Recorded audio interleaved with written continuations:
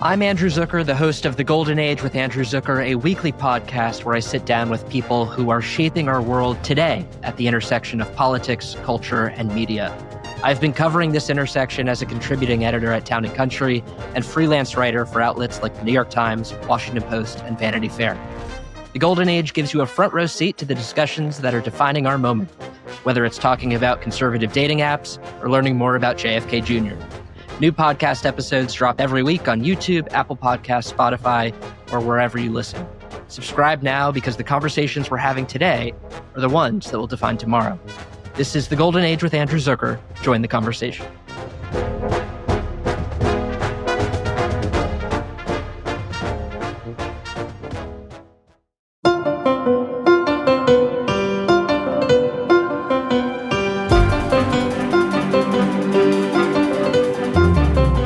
Welcome back to Hashtag Sisters-in-Law with Joyce Vance, Barb McQuaid, Jill Winebanks, and me, Kimberly Atkins Stohr. I'm so happy to be back. I've been gone for 2 weeks. We missed you. Like yes, great to have you back and the whole gang.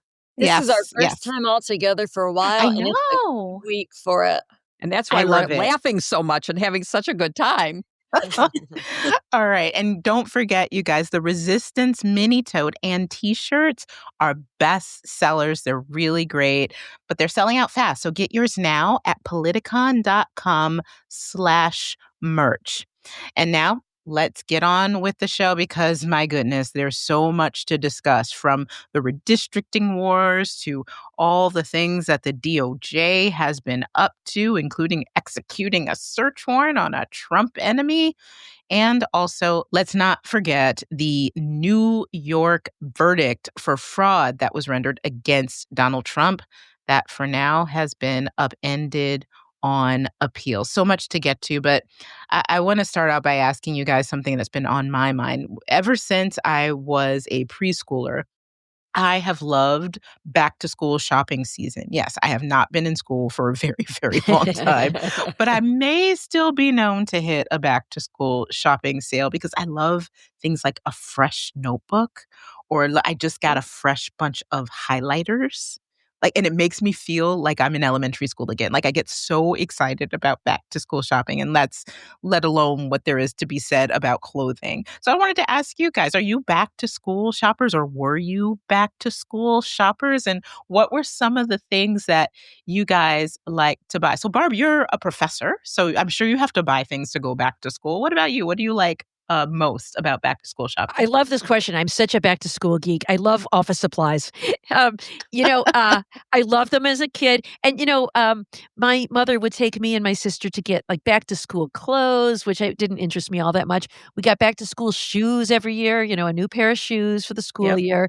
That, didn't do it for me. But the school supplies, you know what I used to love? They used to back in the day have what they called a cigar box. Do you know what that is? It wasn't really cigars in it, but it was the shape of a small box that opened, and you kept all your little things in there, like your, in those days they didn't even have the glue stick. We had Elmer's glue, the little scissors with the rubber handles, some pencils, the kind of eraser that you stick onto the end of your pencil. I had a few of those. I love that. So now that I'm a professor, the law school has available to me anything I could possibly need. They have a supply room where they have folders and other things, but I still go to the office supply store because I'd rather walk up and down the aisles and pick what color are my notebooks going to be for this year. So I already picked out my notebook for my fall national security class. It's going to be blue this year.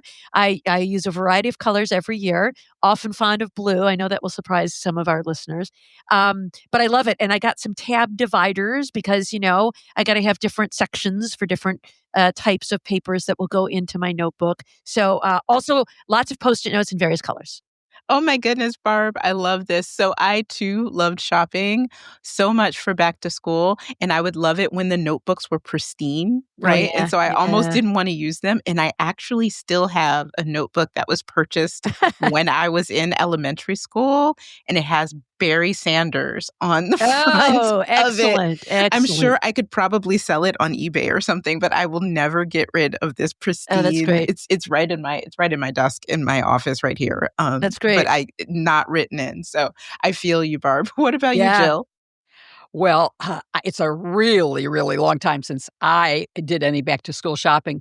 But when you asked that question, the first thing that flashed through my mind was not just my giant box of Crayolas, which I really, really loved that. Wait, the 64? With a little sharpener in the back? Yes. No. Hey, I'm old enough. There was no such thing as a sharpener. Oh, well done. Sorry about that. I had the sharpener built in. What I really loved was clothes shopping. And I really still can remember getting pink suede loafers once. That was a big thing when I was in grade school.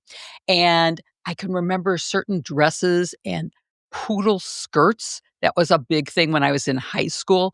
And I still love clothes shopping. And like you, Kim, I also love going to vintage stores and finding old stuff that just really not only reminds me of stuff, but I think it's still great style. So I'm a big shopper. I do like shopping, I have to admit. Yeah, Jill, you've always had fantastic style. I bet even when you were in the second grade, you had fantastic style. I don't remember that far back. Joyce, what about you? You know, I'm like you and Barb. I love shopping for supplies. I like the organizational details. But my mom was a preschool teacher in one of the Johnson Great Society programs for kids, usually from single parent, from, one parent families that were struggling a little bit.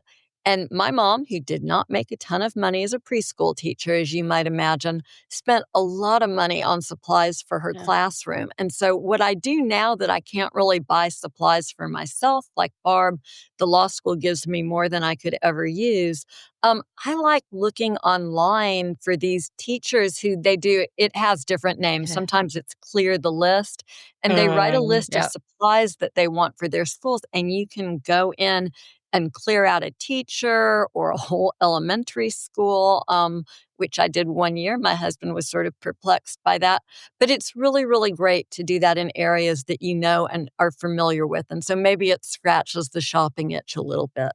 That's a great idea. I have seen people in my circles or on social media with teachers who have lists, because there's so many teachers who they make so little, but they still devote some of what they make to making sure their students have what they need. And so they create these lists on Amazon and elsewhere. So that's a really great way. If you like back to school shopping, but you're not in school, that's a good place to put that energy. So thank you for that, Joyce.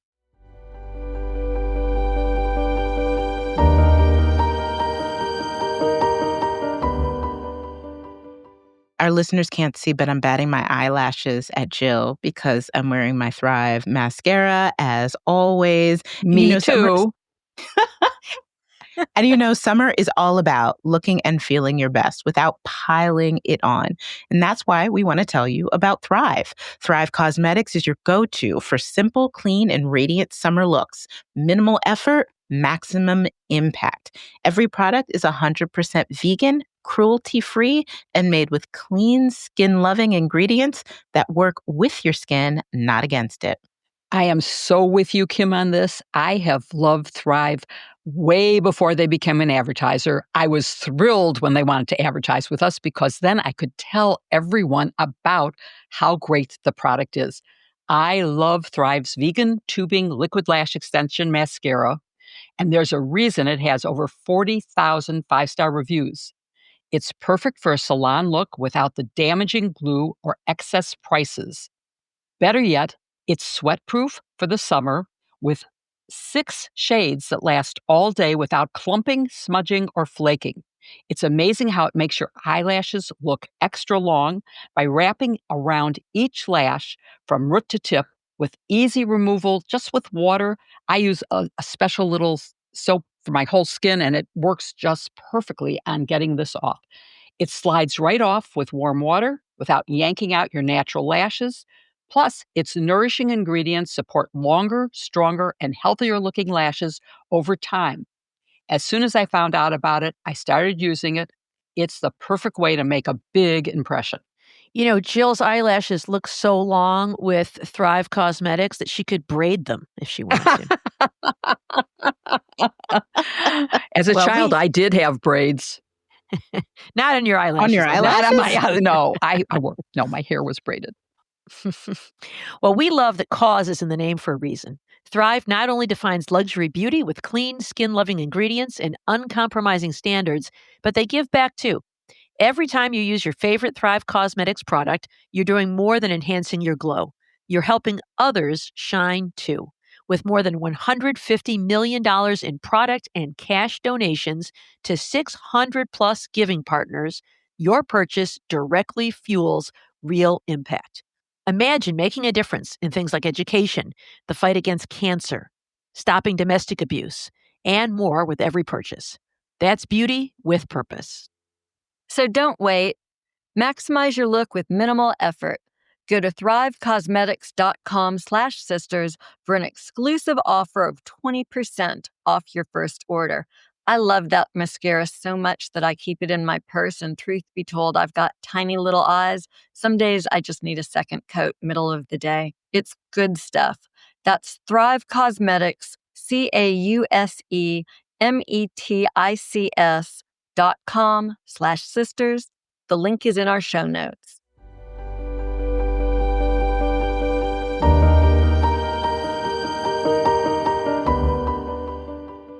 So, as we all know, a major battle line for the coming election has been drawn. Republicans made a power play to change the balance of power in the House of Representatives with a very unusual mid-decade redistricting effort that was just a pure political ploy. Donald Trump came right out and said it, we can redistrict in Texas and get 5 more Republican seats. Well, Democrats, seemingly for once, responded in kind. And for many of us, that was welcome news and very refreshing. But let's push the politics aside for a moment and assess where we are in this first very important skirmish ahead of 2026. Jill, can we start with the state of play in Texas? How does everything end up there? Well, let's start first with saying this was a strategy that was never going to stop the redistricting that the majority in the Texas legislature wants. Ever since the Supreme Court said political gerrymandering's okay, this was inevitable. It's something that's been in the works for years. Republicans have focused on the courts, on taking state control of both the executive and legislative branches, and now they're implementing everything Project 2025 threatened us with, and they're moving ever closer to what I would consider one-party, one-person government. But to answer your question specifically... Can I just jump back in, though, and say, I agree with you 100%. This is the Rucho case that we talk a lot about, where the Supreme Court says it won't intervene in the case of a pure political gerrymander, only a racial one. Total abdication of responsibility, one of the early signs that this Supreme Court was off the rails. Absolutely. And of course, that's why the Republicans in Texas are saying it isn't racial. It's partisan, because partisan is, according to the Supreme Court, a legitimate grounds. I think that's ridiculous. And of course, I think the evidence here is that it is racial. So we'll get into that. But the Texas House did give final approval to the GOP map last Wednesday, this week Wednesday, so a few days ago. And the Senate voted out the map the following morning, and it got full Senate approval this morning, hours before we recorded. I suspect by the time that this episode airs on Saturday, the governor will have signed it, and that court challenges will already have been filed. I think there's a number of voting rights groups that are ready to challenge this as racially discriminatory as well as politically. But the Republicans are fighting back, saying, no, it's really not. And I just want to point out a statistic, which is that under this map, it's estimated that 445,000 white residents of Texas will have the power to elect a representative. But it would take 1.4 million Latinos and 2 million Black Texas voters to get one representative. That shows how racially skewed this is. And I think, I think that that's what we need to focus on. So let me ask you this. I know that there's a detail involving the way this whole thing played out with Texas legislators leaving the state to, and by the way, doing an extraordinary job because, as you say, everyone knew that ultimately they couldn't hold out. Yeah. what they did was they drew the nation's attention to what Yes. was going on in a powerful way that has provoked the response that we'll talk about in a minute. But I know that there's a detail involving a Texas legislator named Nicole Collier that's very much been on your mind. She's the legislator who refused to sign the little permission slip that would have let secret spies accompany her around after she left the floor of the legislature. Do you think the way she handled that situation has any legs? Is this only the start of a quiet, peaceful rebellion? First of all, Joyce, thank you for asking that question because it really has been on my mind, as has all of the resistance that people are finally doing. It made me proud that the Democrats left the state and held up the vote. They knew that they couldn't move away from Texas and still hold their seats, so they were going to have to return at some point. They also had families there and other things going on. So it was never going to ultimately prevail, but it did make the nation aware of what is happening and drew attention in a very good way. So for me, I think that it was the right thing to do. And I kept asking, by what authority do Republicans have the right to order any member of the legislature to sign a permission slip to allow the invasion of their free speech and free privacy? And also, at one point, Representative Collier was on the phone in the bathroom off of the Senate chambers, and somebody came in and threatened her with a felony if she didn't hang up the phone. Now, I want to know what felony. I did some research, and honestly, I can't find a felony for using your phone in the bathroom. And but can I just interject here? Yes. It should be a felony to use your phone in the bathroom, though. Can I just say that? I hate that. But go ahead. Okay. I digress. Go on. That's a different story. I mean, really, just think about it. She was on the phone with the Democratic National Committee, and they heard this intervention. It was unbelievable. I mean, it's such an invasion.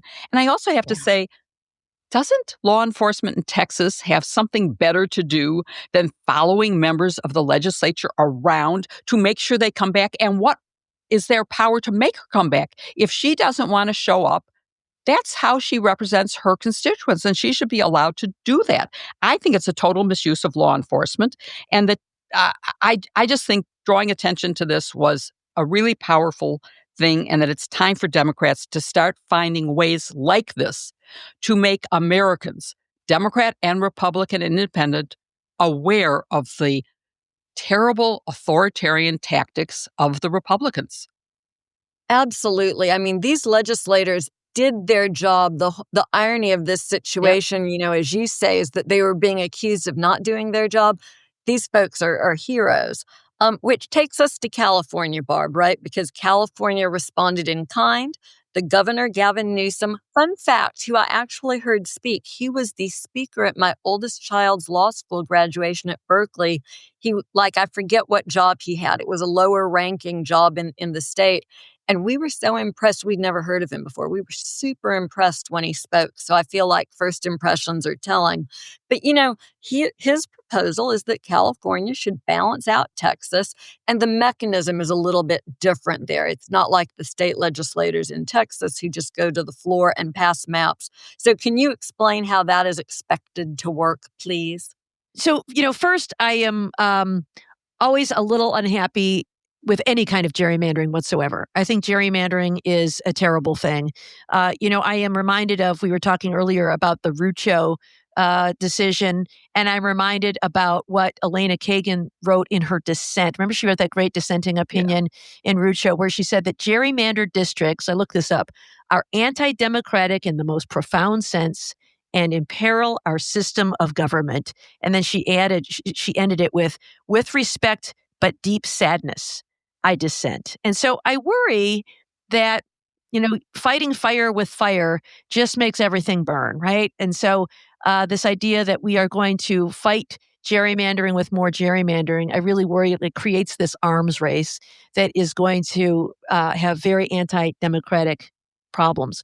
But I will say that this is an interesting strategy, because what I really think they're trying to do is show Republicans that the strategy is not going to work in an effort to deter them from going down this path. And in fact, in California, there is a voter input into this decision. And so what they're doing isn't implementing redistricting. They are seeking a ballot initiative for a special election in November that would allow voters to approve a plan of redistricting that would offset the 5 seats that are going to switch parties in Texas.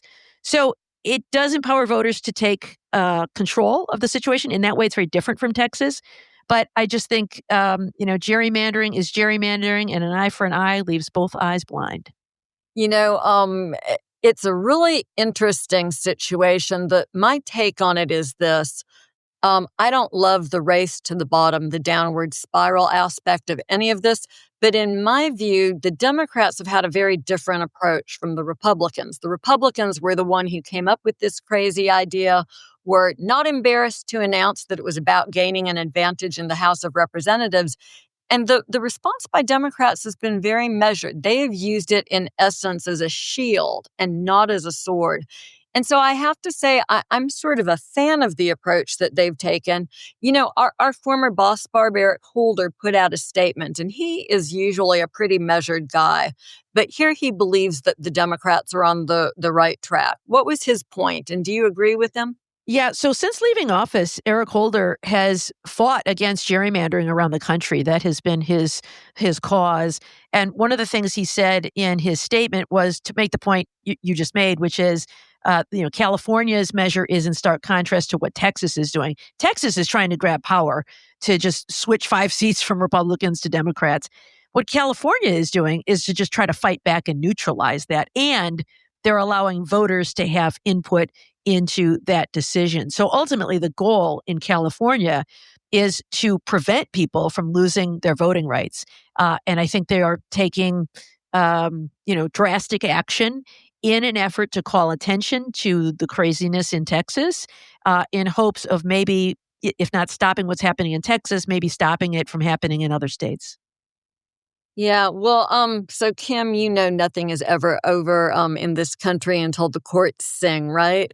And curious about how this ends up. Will that be the case here too? We know what the Supreme Court did in Rucho. Will courts step in and render decisions before any of this is final?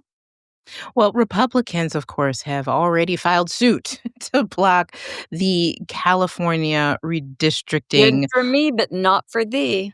Right, exactly, because you're not allowed to do that. What do you mean? So Unbelievable. far, the state Supreme Court has denied the petition. So as of now, it seems that the special election will take place and that this would go to voters. Now, keep in mind, one of the reasons that the Texas Democrats went back to the district is because they knew this California plan would be in place. They went back. Yes, you're right. They couldn't have stayed there forever.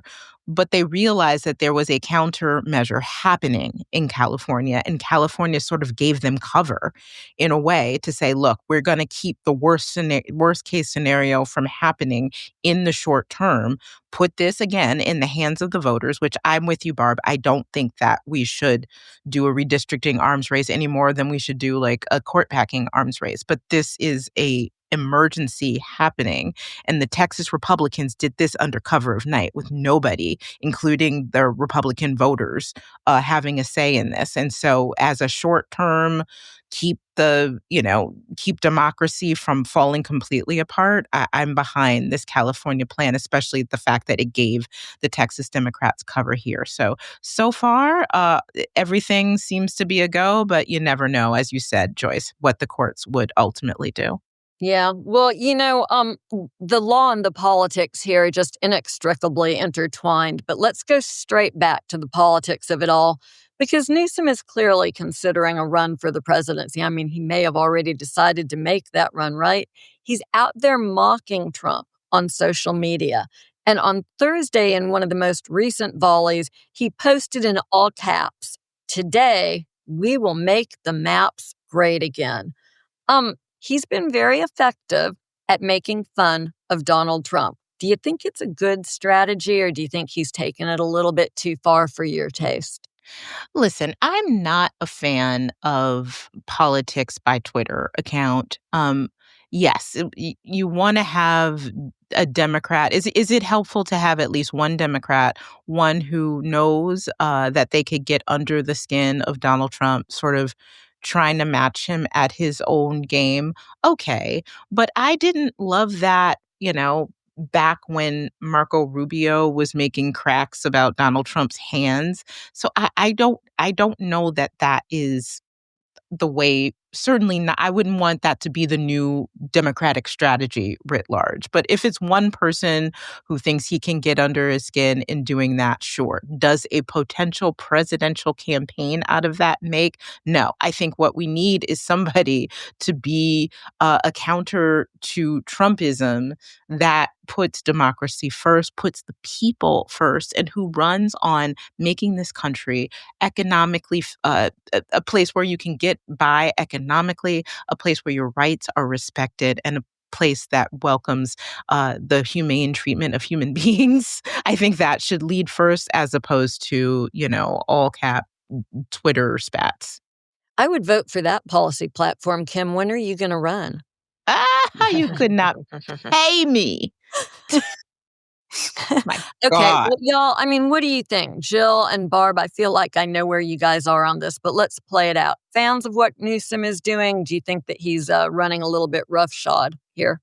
My first reaction, Joyce, was revulsion, that it was just going too low. I've since reevaluated that because it seems to be effective, and not just because, as Kim said, it's getting under Donald Trump's skin, but because it is making Democrats proud that someone is standing up to Donald Trump and showing the ridiculousness.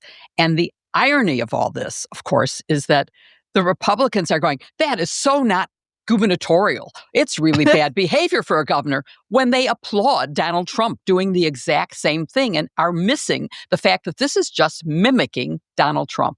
So I'm sort of okay with it, and lately have been thinking, we need someone to stand up and fight back on fair grounds. And although I agree with Barb that, you poke out one person's eye and an eye for an eye means two people are blind. Burning the houses down means everybody's house is gone.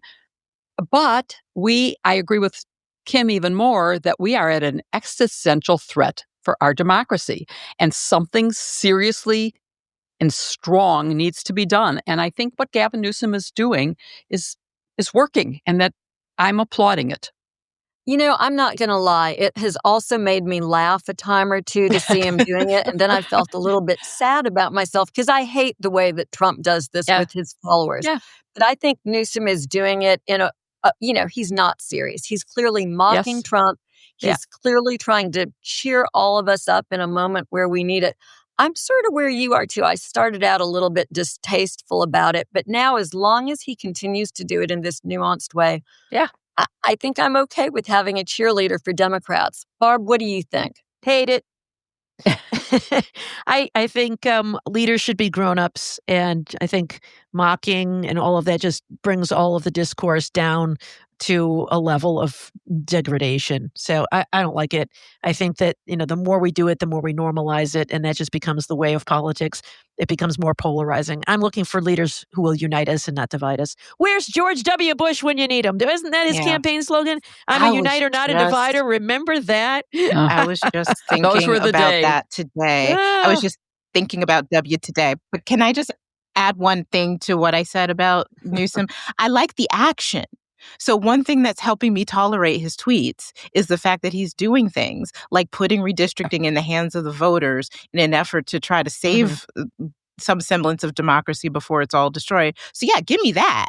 But just the before the redistricting gambit, I was really down on him too. I was basically where Barb is, because it's like, this is the last thing that we need. But if he's taunting while also actually taking action, which we have not seen enough, in my opinion, from Democrats in this moment, then I'll give him more slack. I agree with you, Kim. He's taking effective action. And Barb, doesn't it make you feel a little better? I agree. I don't like the discourse that Donald Trump engages in, so I don't like it when Gavin Newsom does the same thing. But because it's clear he's doing it, as satire, it makes it less unpleasant to me. And he is mixing it with actual policy statements about what the Democrats need to do and how they can serve the American public. And so he's balancing his ridiculous mimicry with actual good statements that make me think that he is a powerful Democrat. So it makes me feel better. Does that help you at all that it's mixed? Not really. I know many people who study authoritarianism, Ruth Ben-Ghiat and others, say that ridicule is a way to diffuse the power of an autocrat. Right. And so, there is some of that to, ridicule and expose to the public how absurd all of it is. I know that there's a role for that, but I like my leaders to be serious people, and I don't like the cheap shots.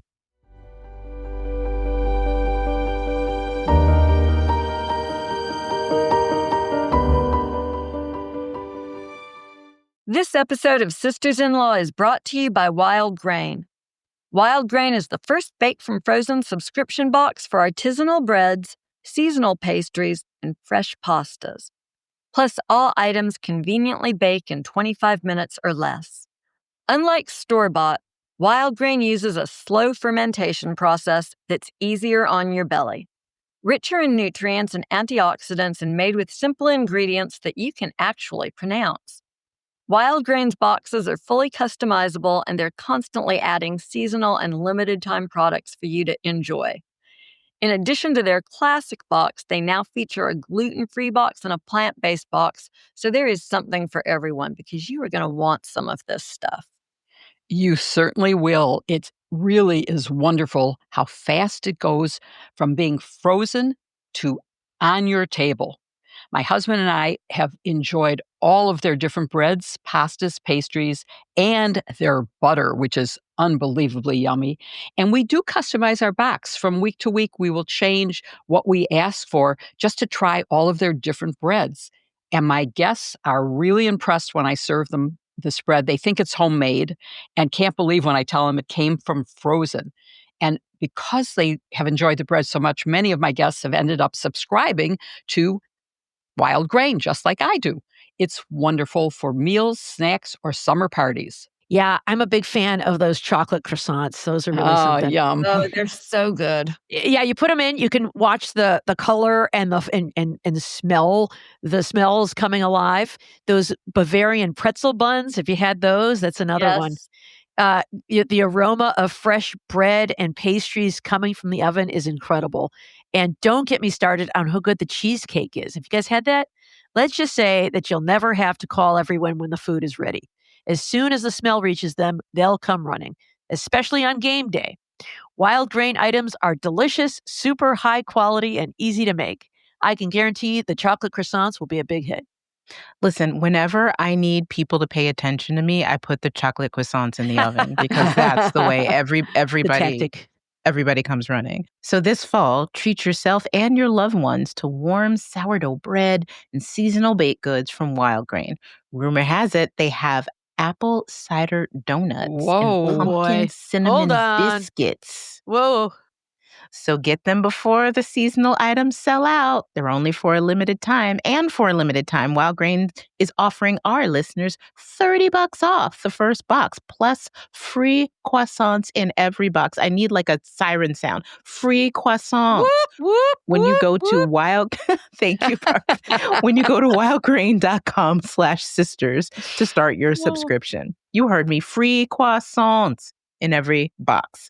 And $30 off your first box when you go to wildgrain.com/sisters. That's wildgrain.com/sisters. Or you can use promo code SISTERS at the checkout. Don't miss their seasonal products and look for the link in our show notes.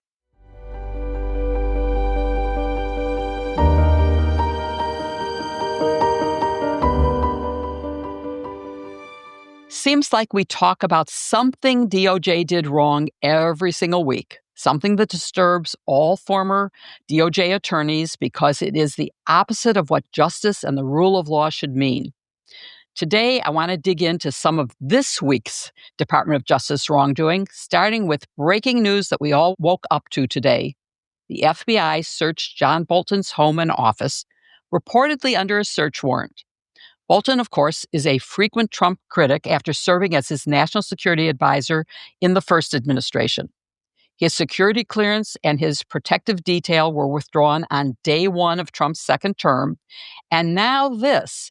Kim, what do we know about what the FBI was looking for?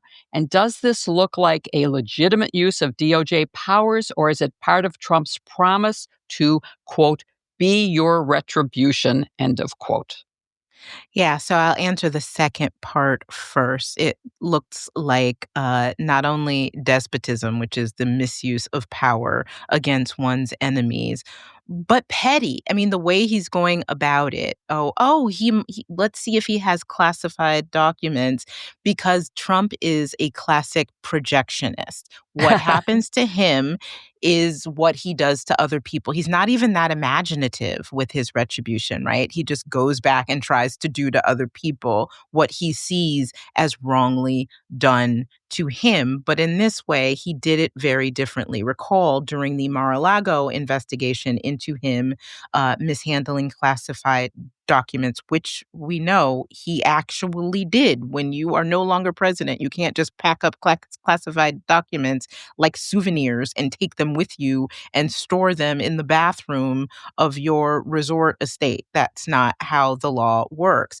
But even in that case, there was an ongoing discourse between Trump's people and the DOJ. They were trying to be as accommodating as possible. It was not federal agents bursting into the doors of Mar-a-Lago or showing up early in the morning. It was a very organized and we wouldn't have even known it had taken place if Trump had tweeted about it, recall, right? That's right.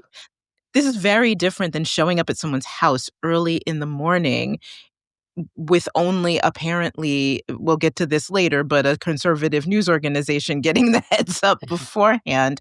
That seems to be something very different. And again, the claim is that he had classified documents in his home. Recall that Bolton left the White House 6 years ago when he was last a White House advisor, and he was an advisor for Donald Trump. But since then, he has become a very frequent Trump critic, like you said. And most recently, he's been very critical of Trump's approach to the war in Ukraine and his handling of Vladimir Putin. So to me, this feels very retaliatory. I acknowledge that for this search to have happened, a judge had to have signed off on a warrant. So that's something. I don't know what the DOJ presented to get that warrant, but this feels very petty and retaliatory to me. And some commentators are saying, Kim, that they are shocked. Are you shocked? No. Me either. Not in the least. I agree. The this least is predictable. ever. Totally predictable. Yes. And yes. Barb, so Kim mentioned that there was a search warrant, which the FBI seems to have confirmed, but we aren't really positive of. But was Bolton detained or charged with anything? Is there even a possible crime? As Kim said, he left office 6 years ago. His book, which is a place where he was accused of publishing classified information, came out more than 5 years ago, and the statute of limitations is 5 years. So is there a possible crime, or could this be a continuing conspiracy? Or is there some recent leak that he's accused of making? Or is this just an attempt to recover classified documents? Yeah, we don't know. So all we know is that the search was executed at his home. We have not seen the affidavit, which is typically something that is sealed, and we wouldn't know that. One of the things, you mentioned the statute of limitations, which I think is a very good thing to mention. He has been out of office for more than 5 years. And for most of federal offenses, 5 years is the statute of limitations. There are a few offenses that are longer. And so to the extent this has something to do with the publication of his book, I don't think that is something that would be fresh enough for a crime. But if the argument is that he possessed classified information relating to the national defense outside of the proper handling channels, right? So if he's got it in a desk drawer and it's not in a government skiff, if he took things home with him when he left his job, those could still be fresh because possession is a continuing offense. It isn't necessarily the day he took them, but if he still possesses them, then the statute of limitations is still fresh. It's as fresh as today. You'd say that on today's date, he possessed documents he was not entitled to possess. There also seems to be some sense, based on what I've read in the media, that he may be suspected of leaking classified information to members of the press. So that would also be a problem if he kept some of these things at his home and he shared it with someone who's not authorized to have classified information. That could be a basis as well. But, I think what this case comes down to for me is it could be rock solid that they've got a great case on John Bolton. But, the likelihood of the coincidence that the person that Trump said he was going to go after, a person who shows up in Kash Patel's government gangsters book as a member of the deep state, and for the exact same crime for which Donald Trump was charged and had his home searched. Lo and behold, John Bolton has done the same thing. I just think that this Justice Department has lost any presumption of regularity, any good faith, any benefit of the doubt they might otherwise have had. So we don't know what has happened yet, but boy, I look at this with a lot of suspicion based on all those factors.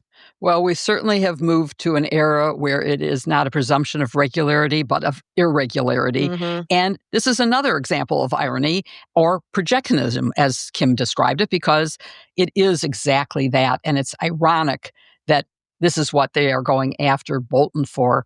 Even if there is a legitimate thing, let me ask a different question related to it being sort of, maybe it's different, but isn't it different than the search of Mar-a-Lago? And Joyce, talk about how it's different from that. Or even, and I don't mean to interrupt, but even different than with Joe Biden or with Of course. Mike Pence.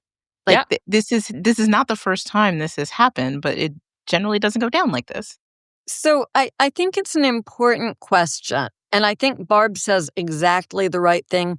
We don't know the details. We don't know the allegations. We don't know what the evidence that supposedly amounted to probable cause in the affidavit accompanying the request for a search warrant was. We do know that a federal magistrate judge in Maryland signed off on it. And I presume that any judge who had this search warrant land on his desk understood that this was going to be a high-profile case and that his decision would be second-guessed and scrutinized.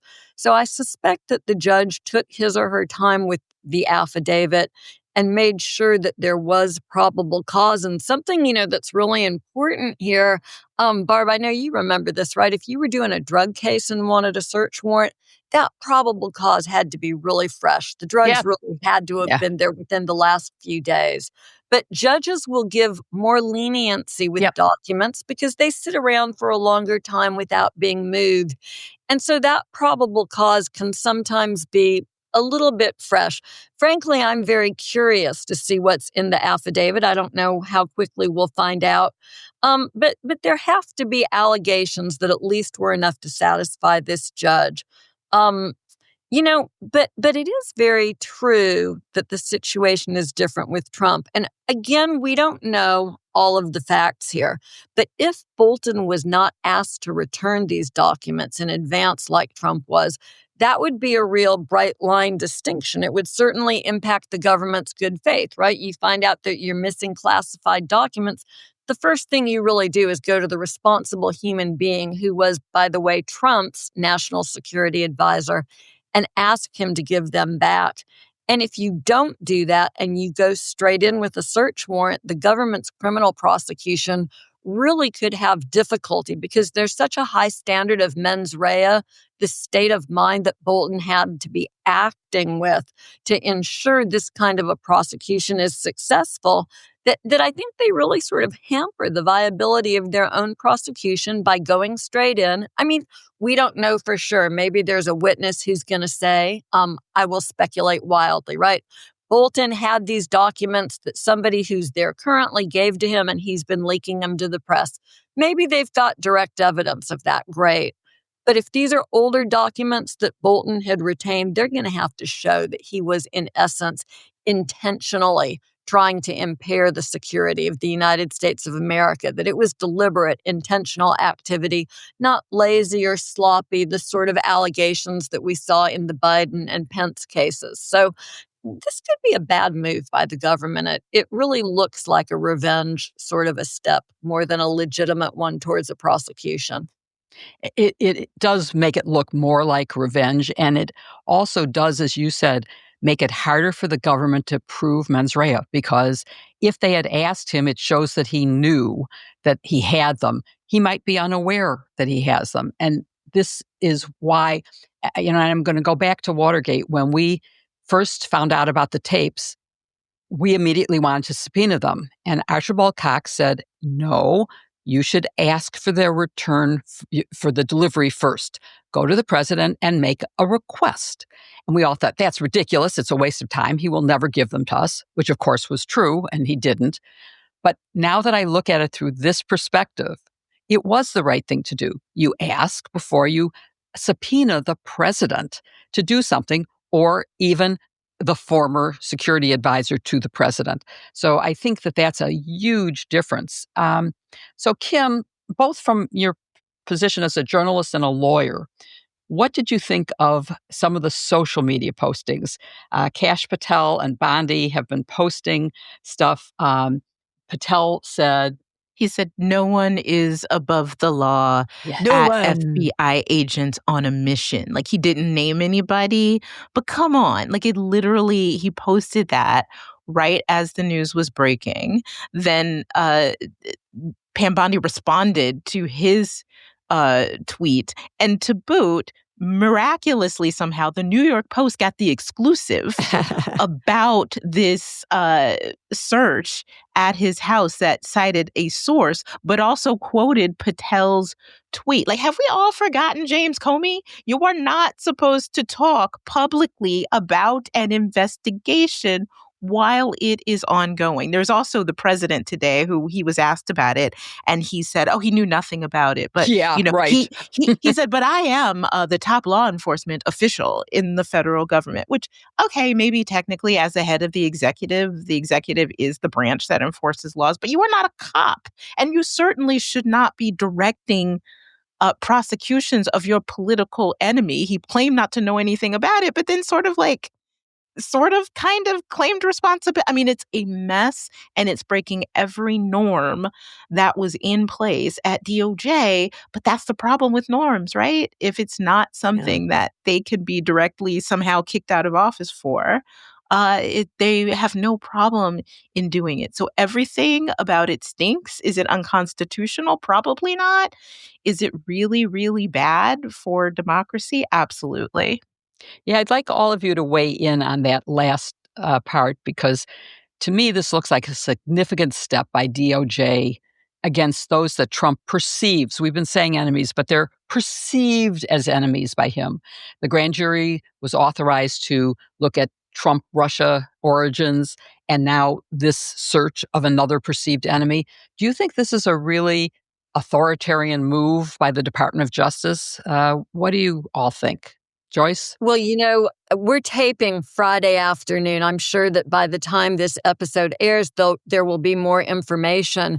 But there are some early reports that the FBI left without taking anything from Bolton's home. I think his office was being searched too. I mean, if they come up empty-handed on this, I think that will be a factor that will tend to weigh in on the side of this being very performative, very much, the Attorney General and the head of the FBI operating to impress the president rather than acting on behalf of justice and the American people. Barb, you want to weigh in on this? I'm just reminded of that executive order that talked about how the Biden Justice Department had weaponized government when there's absolutely no evidence that that's what happened, and that now they needed to hold accountable all of the people who participated in that weaponization. It really feels like classic disinformation to me. Accuse your enemy of doing exactly what you're now going to do, to make people think that, oh yeah, this goes on all the time and they're just righting wrongs. And so, I want to emphasize we don't know all the facts that are going on in this Bolton case, but boy, it sure stinks to high heaven. And I think that there is going to be lasting harm to the Justice Department because in future administrations, Republican or Democrat, people are going to have a hard time believing that their activities are not colored by politics. And hopefully they won't be going forward in a new administration.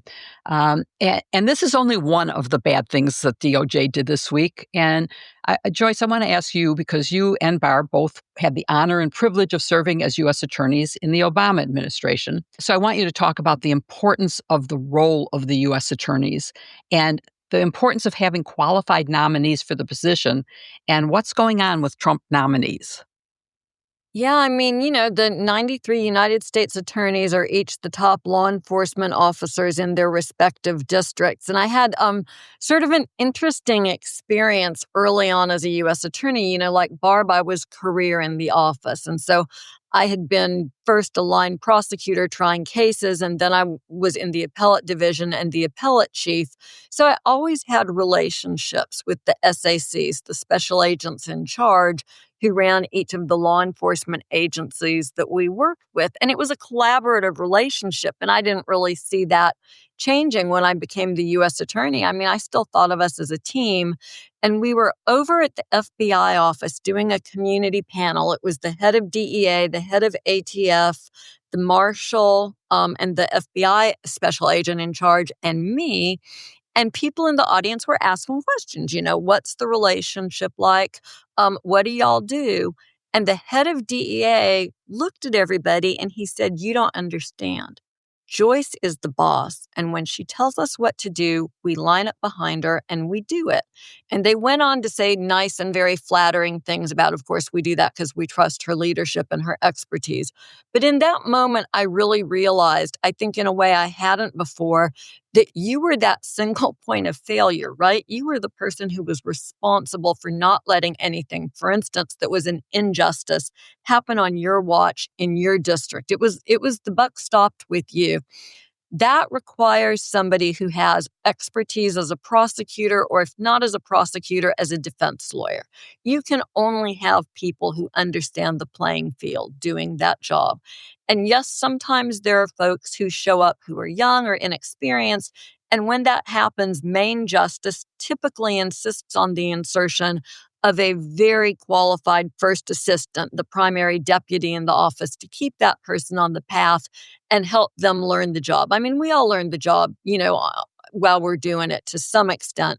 But having that background is important. And Donald Trump, like he does in all other regards, is only looking for people with personal loyalty to him. That's not a qualification to be a United States attorney. Yeah, and many of them have run into problems getting confirmed. A U.S. attorney is a presidential appointment that has to be confirmed by the Senate. So at the end of the administration, the last administration's U.S. attorneys resign. And then someone has to run the office immediately upon that resignation. And that happens until the president's nomination is approved. So who's now serving in those roles, Barb, and how long can they serve? Because it looks to me like many of them have exceeded the duration of their temporary service without confirmation.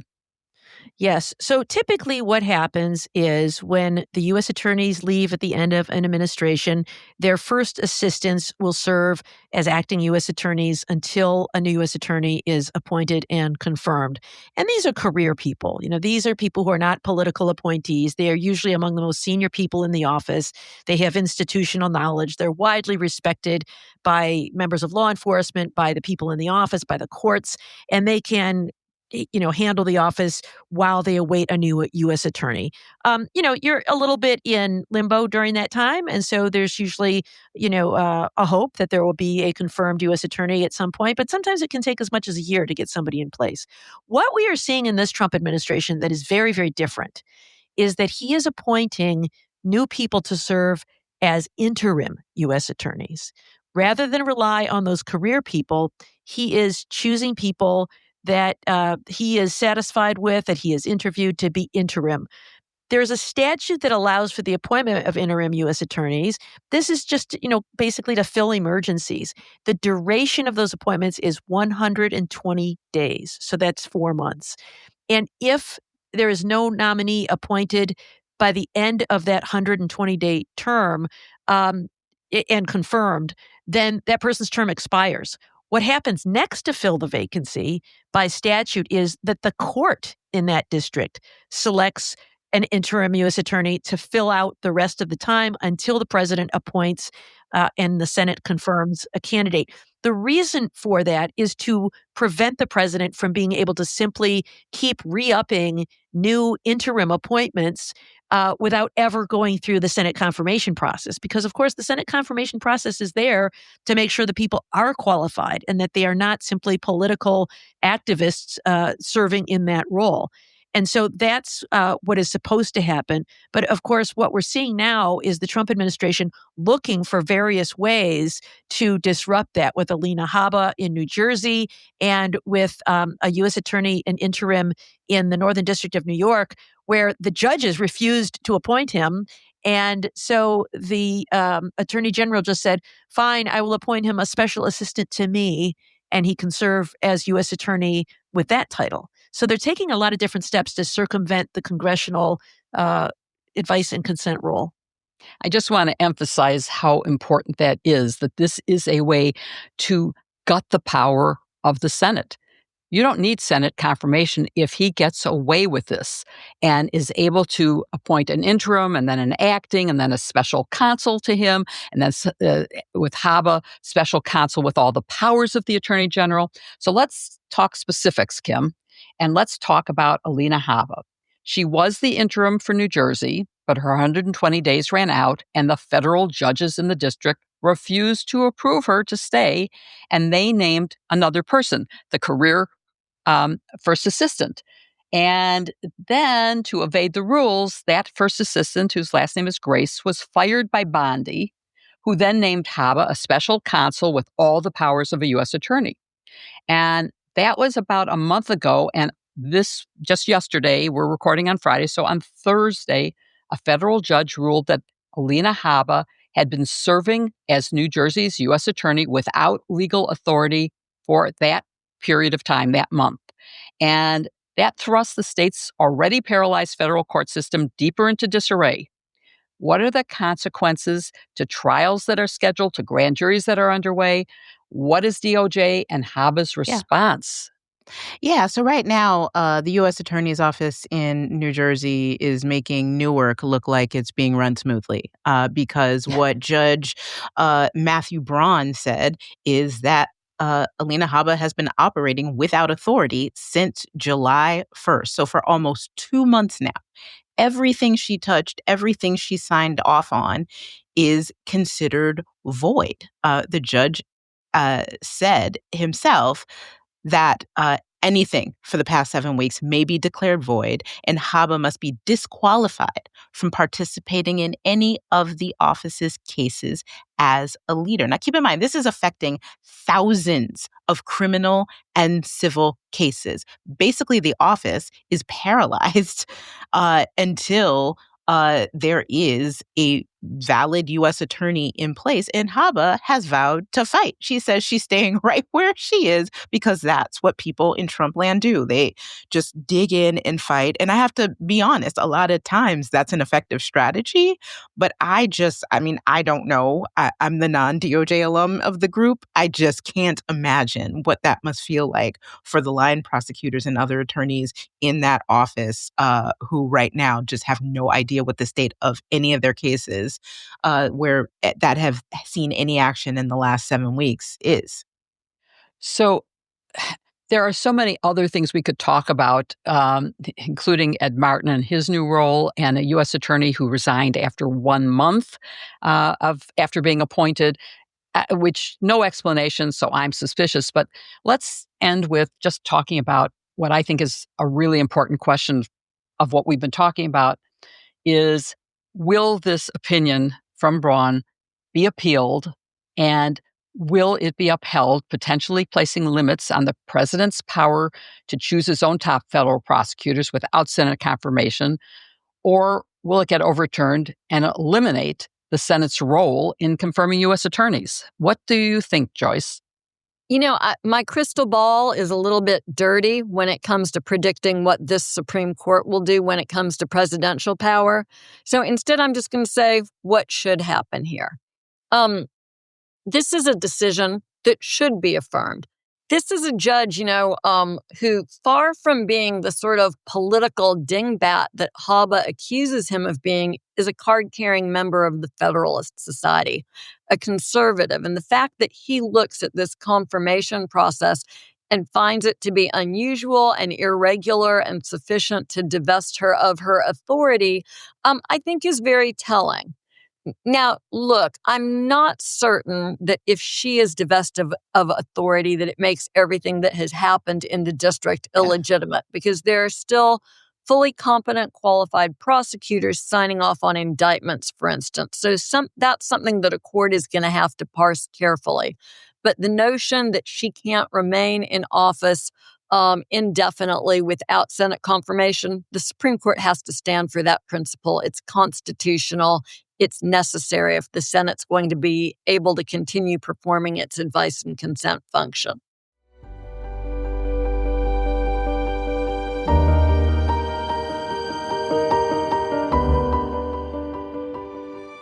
With summer ending, well, it's not over yet, but you can see it on the horizon. I'm all about refreshing my wardrobe with staple pieces for the season ahead. And Quince nails it with luxe essentials that feel effortless, look polished, and are perfect for layering and mixing. Their styles are so versatile, and I find myself reaching for them again and again. It's the kind of wardrobe upgrade that just clicks. Their clothes are timeless, lightweight, and far more elevated than anything else at their prices. Y'all know I like to shop, but one thing that I appreciate about Quince is that their prices are so reasonable for the really beautiful products that they have. I just bought a pair of leather shoes that I've already gotten a ton of compliments on. They're made with real leather. They're very comfortable, and they're just a great wardrobe staple. You always look and feel great in Quince's chic cashmere and cotton sweaters, and they start at just $40. Washable silk tops, classic denim pants, it's all fabulous. They're all timeless styles you'll keep coming back to. But here's the best part. Everything with Quince is half the cost of similar brands because they work directly with top artisans to cut out the middleman. That makes my husband happy because he is, for those of you who know him, not the guy who likes to spend a lot of money when he buys his clothes, and he loves what he can find at Quince. That's how Quince gives you pure luxury without the markup, cut out the middleman. My husband got the pants from Quince, and they fit him perfectly, and they are comfortable, and they look great. In addition, we love how Quince only works with factories that use safe, ethical, and responsible manufacturing practices to create the premium fabrics and finishes that make up their amazing offerings.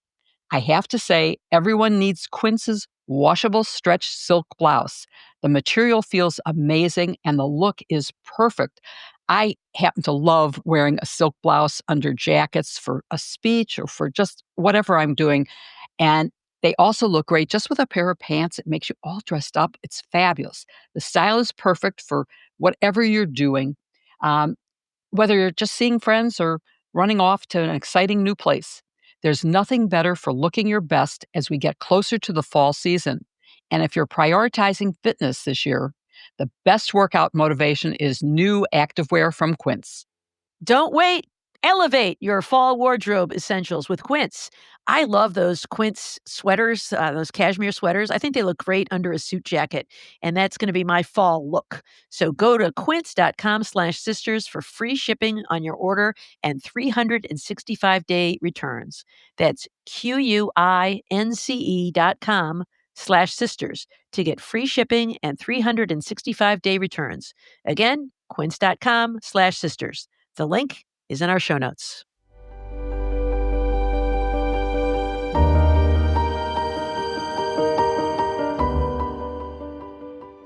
This week, an appellate court in New York upheld the verdict finding Donald Trump and the Trump Organization liable for civil fraud, but threw out part of the penalty, including the $500 million disgorgement order. Let's break that down. First, Jill, can you please remind us of this lawsuit? It goes back some time, and then there was a trial that occurred in 2024. Remind us what that was all about. I would love to, but first I want to praise you for having correctly stated that this is not a total victory because the verdict remains. Only the amount of the damages or of the penalty were upheld and thrown out. The suit was called New York versus Trump, and it's a civil case under New York's business fraud laws, and it was for falsifying business records by misstating property values to potential lenders and tax officials. It was filed by Letitia James, the Attorney General of New York, several years ago. The defendants were Citizen Trump, he was not president, and 3 of his children, the Trump Organization, and several others, including, of course, Weisselberg and others that we would are familiar names. It was a non-jury trial before Judge Engoron and resulted in a guilty verdict and penalties of not being allowed to do business in New York and an order to disgorge $364 million. That was the original verdict, but then it's accrued interest so that it's almost $500 million in ill-gotten gains as a result of the financial fraud.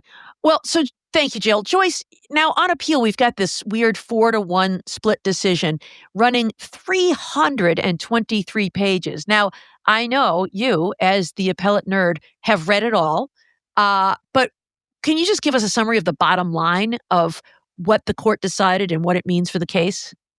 You know, it's sort of a funny thing. When you see a decision that's that long, when you open it, you know that something funky is going on, right? And I was looking for an appendix. I thought this was like, oh, there must be some massive appendix in this thing. Same. I know. Oh, they attached all the evidence. And then you go, holy wheat. These judges didn't agree about anything in this case. So look, it's a 4-1 split, as you mentioned, and the disagreement is mostly about the penalty, disgorgement of ill-gotten gains. So the decision ends up leaving Trump liable for fraud, but the appropriate penalty will be the subject of further review. There's a lot of judicial harumphing going on as judges complain about being able to agree on a decision going forward. But, look, folks, it's your job, right? Pick a side and rule. That's why the citizens of New York pay you money. Let me read the relevant language from the decision. It's brief, and I think it helps us understand this very unusual ruling. The judges write, the judge is in the opinion that ends up being sort of I don't know if it's a majority or a plurality, whatever it is. While the injunctive relief ordered by the court is well crafted to curb defendants' business culture, the court's disgorgement order, which directs that defendants pay nearly $500 million to the state of New York, is an excessive fine that violates the 8th Amendment of the United States Constitution. So you see the dichotomy. Trump is liable for civil fraud, but we're not going to make him pay this much money. All right. Well, we've got that, but one of the arguments that was raised on appeal was that the case was tainted from the start because of some of the campaign statements made by Attorney General Letitia James about Donald Trump. You may remember, she said she was going to hold him accountable and go after him. Kim, what did the court say about that aspect of the case? Was that a basis for overturning this penalty? Well, despite what the president said, claiming that he was totally exonerated Yeah. because he thought that this was a witch hunt, that is not at all what the ruling held. In fact, only one of the judges, Justice David Friedman, who's the only Republican appointee on this panel, said that he thought that this case was politically motivated and that the voters had already decided this. Uh, when they re-elected Donald Trump. He also said, quote, another trial would disrupt the political life of the United States and would undermine its national interest, particularly at a time of high global tension. Nobody else joined him on that. Nobody. This is not a plurality. This is not anything but I guess a concurrence, if you can call it that. But that was not in any way the overall basis of this action.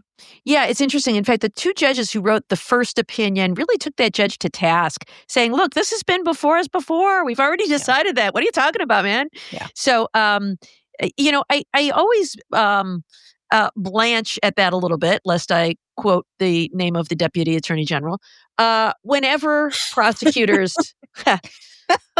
I see what you did there. Yeah, Blanche. Whenever prosecutors make, politics and prosecution just do not go hand in hand. And so I didn't like it when Letitia James talked about, going after Trump. I don't like it when this Justice Department talks about going after Trump's rivals, because I think it makes the whole thing, subject to second guessing. But what the court said here is, look, she had the goods, she had the receipts, she had the evidence. And so even though she did make these ill-advised statements, there is nothing here to think that this case was based on anything but the evidence. Well, so, Jill, Trump, of course, is spinning this decision as a total exoneration. And, I knew he would, because it's easy to say that when there's a reversal of an opinion, that the public will not examine the details. But do you see it as a total exoneration of Donald Trump? Well, I absolutely do not.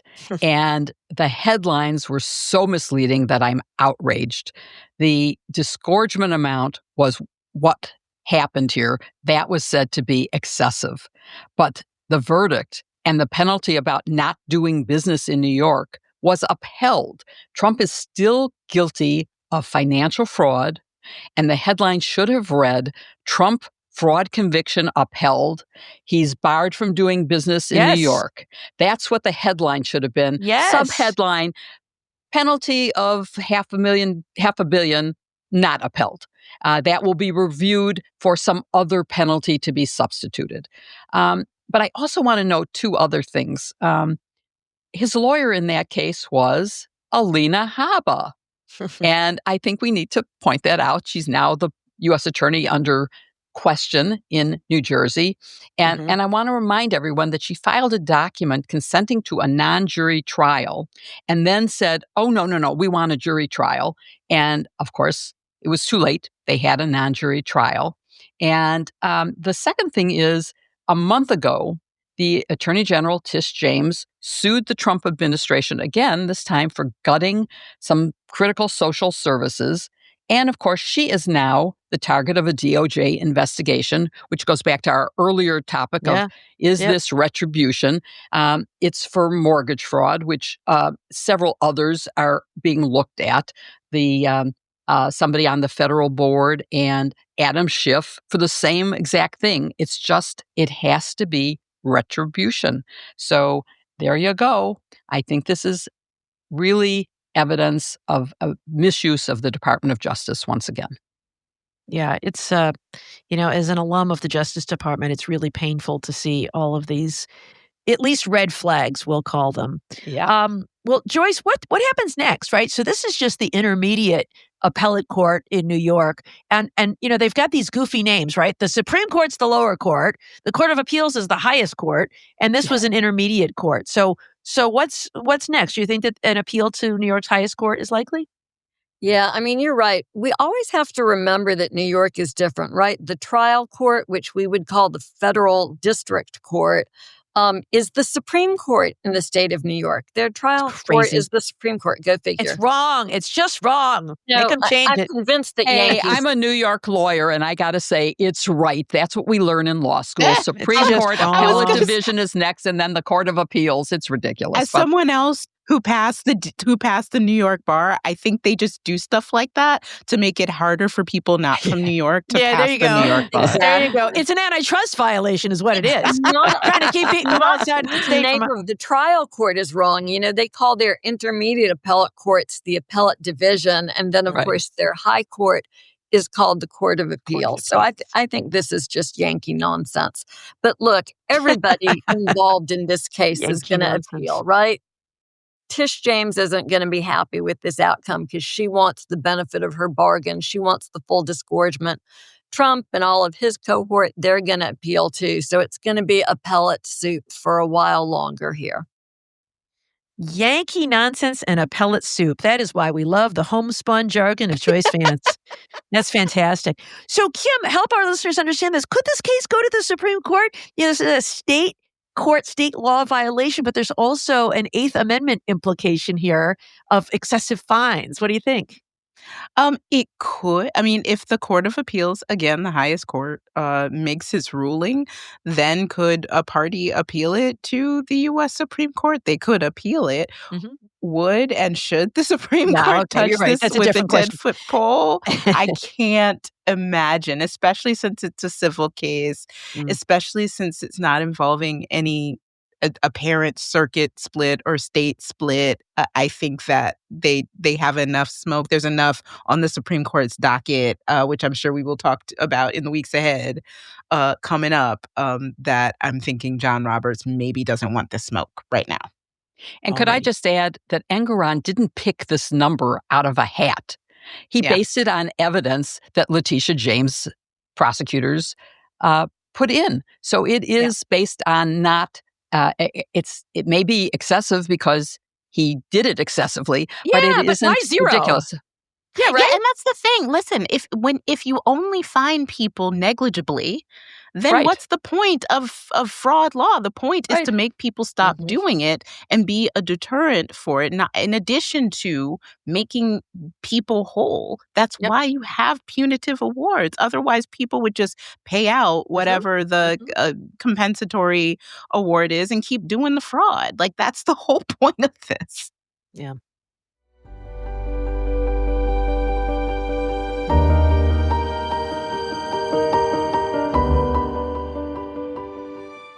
Great sleep is critical to success, and there's nothing better for sleep than a Helix mattress. We first heard about them when they asked to sponsor our show, but since we're very selective about stuff like this, we decided we wanted to try them out. So I took their quiz to tailor my mattress to my sleep style. I got matched with the Helix Midnight Mattress, and I aced the quiz because I've been getting the best sleep of my life ever since it arrived. We like it so much that our whole family has them. Our daughter, who likes a really firm mattress, just ordered one maybe about a month ago. She's been sleeping on it since then. She is ecstatic. She loves her new perfect bed. Helix can be a marriage saver because of the way they have so many options, and they combine memory foam and individually wrapped steel coils for the perfect blend. So whether you like a soft support or a more firm support, they also have this cooling features that keep you from getting too warm if you run hot or too hot if you run cold. And so really, it helps me and my husband cohabitate. It really, thank you, Helix. Thank you, Helix. 4 years of marriage, and it's partly because of you. Well, I've been amazed that Helix has been such a part of my #sisters sleep habits for more than 2 years now. Making the switch is such an upgrade. Since then, we've heard so many stories of people seeing transformational improvements in the quality of their sleep on their wearable devices, thanks to their Helix mattresses. Add that to the quick and simple setup and no-fuss trial policy, and upgrading to a Helix is an easy choice. It's especially easy because right now, Helix has an incredible Labor Day sale for our listeners. Go to helixsleep.com/sisters for Helix's Best of Web Labor Day offering running from August 15th through September 8th, and you will get 27% off site-wide, exclusive for our listeners of Sisters-in-Law. That's helixsleep.com/sisters for 27% off site-wide through September 8th. Make sure you enter our show name after checkout so they'll know we sent you. Again, that's helixsleep.com/sisters. The link is also in our show notes.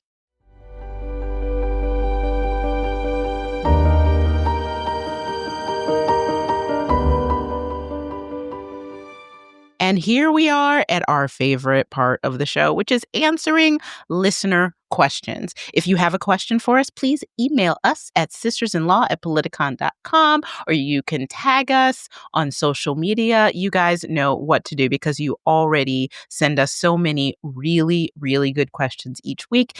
And if we don't get to your question during the show, keep an eye out on our feeds throughout the week where we will answer as many of your questions as we can. So first up is a question from Wendy, who asks, if Trump runs for president again in 2028, sorry, I was just digesting that. What are our legal options? Barb, you know constitutional law. What then, Barb? Remember when there was a time when we didn't have to think about like these scenarios, like, what if the earth opens up and swallows us whole? Like we could just talk about real problems. But this, Wendy, is a legitimate question. And I do think we have to worry about it. I mean, Trump has already floated this idea of serving 3 or 4 terms, even though there is a constitutional amendment passed in the wake of the 4th term of Franklin Roosevelt to prevent anyone from being elected more than twice. The problem is they phrased it elected. They did not prohibit someone from serving more than once. So I don't think Trump can run for president again in 2028. Now, because it says elected, I think we could run into some of the same legal challenges we saw with the 14th Amendment. Remember when there was the insurrection clause of the 14th Amendment that says nobody can be president if you participated in insurrection before? And one of the things the Supreme Court said then was only Congress could be the ones to decide whether the president has met that standard and to say when that cutoff occurs. So he can't be elected to serve. So does that mean he gets to be on the ballot? But if he wins the election in November, that only then is there a remedy? I don't know. I would think that because of the 22nd Amendment, however, even the Republican Party would say if he wins an election, he can't serve, so he should not be on the ballot as the president. Now, that doesn't end the matter because there has been some ideas floated about how Trump could still become president another time. One is he could be the running mate of a president like J.D. Vance. Can he though? Because then he's still running. I'm sorry, I didn't mean to interrupt. So I will explain. He would run as the vice president. There's nothing about that. There is a provision in the 12th Amendment that says a person cannot serve as vice president if he cannot meet the qualifications to serve as president. He does meet the qualifications to serve as president, which is U.S. citizen, native born, over the age of 35, and been in the United States for more than 14 years. Because they use the word elected in the 22nd Amendment, I think that if you ascend to the presidency by some other method, it's permissible. Or some people have said, a new president, say J.D. Vance, gets elected, appoints Trump Speaker of the House. That's third in line for the presidency. President and vice president resign. So as we said, this is like talking about the plot of a monster movie. We're going to hope this doesn't happen, but it could. And if there were to be some path like that, I think it probably is legally permissible. And so I think it is up to the good people of democracy to exercise our voting rights and ensure that some monstrous thing like that does not happen. Oh, good grief. And even if it's an open constitutional question, it sounds enough to me for 5 justices of the Supreme Court to hang their hat on, I suppose. All right, I'm going to sleep well. Okay, so the next question is from Jenny in Los Angeles, who asks, what is a line prosecutor? And is that the prosecutor who's actually going to do the trial in court? Joyce? You know, Jenny, this is a good question because something that we are all guilty of is assuming that everybody knows what we know. So we throw these inside of government terms around without bothering to explain them. And I appreciate the opportunity to talk about line prosecutor and to be more thoughtful about this in the future. But a line prosecutor is what you think it is. They are the people in the criminal division who take cases. Cases are assigned to them. They work the cases, they investigate, they indict, they prosecute, including taking the case to trial. There are typically, more and less experienced line prosecutors in any office. There are a couple of layers of supervisors, deputy chiefs, and then, of course, a criminal chief or a civil chief who runs those divisions. So that's sort of the lay of the land there. And our final question this week comes from Mary from the Bay State, also known as the Commonwealth of Massachusetts, a place I love very much. And this one's from Jill, for Jill. The Trump DOJ seems determined to file a number of frivolous lawsuits. How is frivolous defined, and what is the penalty for lawyers who file such lawsuits? So I love this question because in my youth in law school, I actually helped the professor who had written our civil procedure book, Professor Rosenberg. And under the federal rules, Rule 11 defines what it's all about. And it says that you can't do certain things like you can't present a motion or a case for an improper purpose, such as harassment, causing unnecessary delay, or needlessly increasing the cost of litigation. And you have to be careful about that because there are sanctions, and the sanctions can be imposed by a motion from the opposing party and can include financial penalties, including reasonable expenses including attorney's fees for defending against anything frivolous. And it can also be brought by the court on its own motion, not on a separate motion, in certain limited conditions.